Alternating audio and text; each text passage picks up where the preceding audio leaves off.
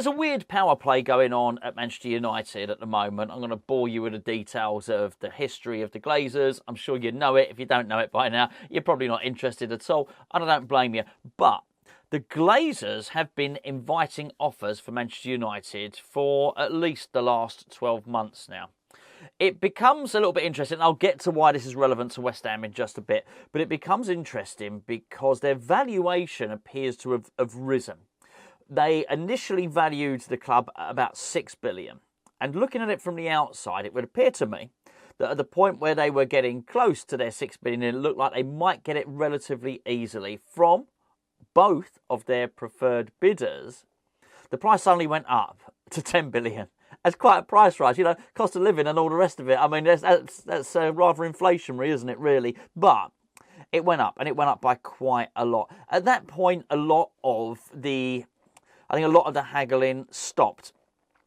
Manchester United never really stuck their colours to the mast in terms of the preferred bidder, but one of them was Sir Jim Ratcliffe, and one of them was a Qatari bidder, and they've had to go a long way out of their way to prove that there won't be any conflict of interest. To be honest with you, a lot of us just suspect it'll be a Qatari state-owned club, but much in the same way that I think the Saudis had to prove that it wasn't the Saudi state that owned Newcastle United. They were trying to do the same thing with Manchester United.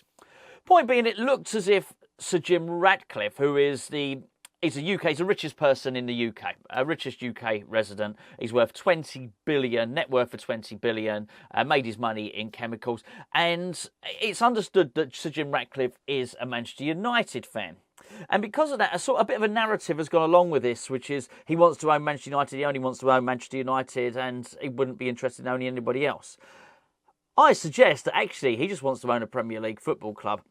But this is interesting now because just yesterday, Sir Jim Ratcliffe made what I think is his final takeover attempt for Manchester United, and history would suggest that if that fails, he's going to turn his attentions elsewhere, and I think if he does, it's either going to be us or it's going to be Tottenham Hotspur.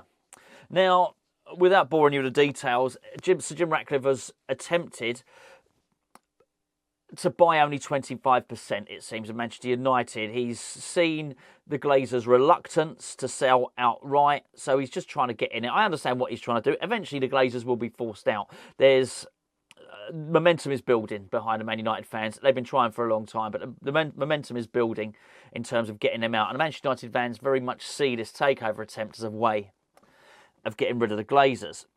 They've got to have the thickest skin in football, those guys, really, because they're incredibly unpopular. And just sideline what you think about Manchester United for the moment, just to understand what's going on here.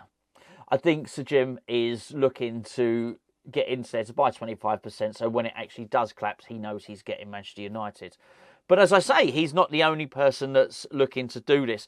But as it appears, Ratcliffe has upset a lot of the Manchester United fans because they don't want the Glazers to stay in place. So they're now starting to view Ratcliffe as a facilitator that would keep the Glazers in place, and that would be very, very popular. However, this whole narrative that runs alongside that Sir Jim Ratcliffe only wants to buy Manchester United because he's a big fan is absolute nonsense, and I'll tell you why. Because when Roman Abramovich left Chelsea, when Roman Abramovich was kicked out of Chelsea and sort of ushered into exile, the club, I still don't fully know what happened with the sale of that club. I still don't fully know where the money went. The money from that club, which was £4 billion, didn't go to Abramovich. It went elsewhere. And I don't think I've ever seen the proof of where that went, but that's a story for another day. The bidding for the club was open to tender, and as you would know, Todd Boehly and his consortium got Chelsea. I think they're making a pretty damn shoddy job of running the club at the moment, but there was another bidder. And it was actually, yes, you've guessed it, it was Sir Jim Ratcliffe. Sir Jim Ratcliffe made a £4.25 billion bid for Chelsea. And this is what, in 2021? Now, does that strike you as somebody who is a sort of die-hard Manchester United fan who only wants to own Manchester United? No, it doesn't. If it was just that bid and that bid alone, then I would really consider nothing of it. But the fact that he's bid for Chelsea And then a year later, which is when he started the bidding for Manchester United, in fact, less than a year later, he started bidding for Manchester United. It's not a one-club man. That's somebody who just wants to own a Premier League football club and wants to play some part in it. And I do wonder how he probably feels about this. He's probably getting a little bit fed up with it, because what happened was he tendered his offer for Chelsea and they rejected it. So whoever was accepting the bids on Chelsea's behalf, they very much made it clear that Todd Boehly and his consortium were the preferred bidders. Now I've got to say, that's got to really rankle with you. I think if that was me, I'd be a bit sick. And you know what? You dust yourself off and you carry on. However, for him to be going this long and trying to bid for Manchester United and still not being named the preferred bidder for Manchester United, I think you'd be thinking, well, hold on a second, it's getting a little bit silly here. I keep bidding for clubs and I can't get one of them. For that reason, I do believe if this doesn't happen, this move that was made yesterday, if that doesn't work, at some point he's going to draw the line under it and he's going to think, I need another Premier League club, and that's where I think West Ham and Tottenham Hotspur come into it. It is really interesting to see what's going on with West Ham at the moment, because just about a month ago, actually, at the tail end of August, Daniel Kretinsky became one of the biggest employers in France. There's a lot. If you go and search on Google, he bought up a lot of. He bought up France's biggest retailer. He bought into casinos. He bought into a lot. He made a lot of investments in France. And there's a lot of news in France, if you Google it, about his social responsibility. You'll find those articles on there. Daniel Kretinsky's social responsibility to France, because he's now seen as a really, really big employer. This is somebody that's spreading his portfolio far and wide. But when you look at his portfolio and the rate at which he's expanding it, this is not somebody who's going to run a football club. He does not have the time. And as much as we all love West Ham, and West Ham is the most important thing for most of us, it's not for Daniel Kretinsky. It's really not. We're a very, very small part of his portfolio. And in terms of importance, if you concede he doesn't support West Ham United and we are just an investment, we're pretty low down in his list of investments. We are not a high priority. So, and you have to only look at us as an investment. So would he sell? Well, yeah, I think he probably would. Maybe I'm putting 2 and 2 together, as I always say, and coming up with 5, but I do think it's really, really interesting on this, because we do have 2 massively wealthy bidders in terms of the Qataris and Sir Jim Ratcliffe, who are looking for, I think, a top-level Premier League club. Well, you know what? I'm not going to suggest for a second West Ham are an elite Premier League club. We're not.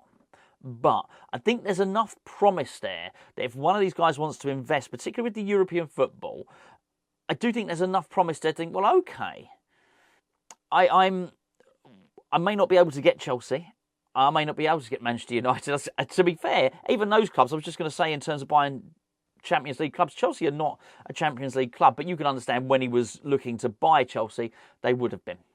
Man United are in and out of the Champions League. It's been sporadic, let's be fair, since Sir Alex left. But they are the biggest football club in the world.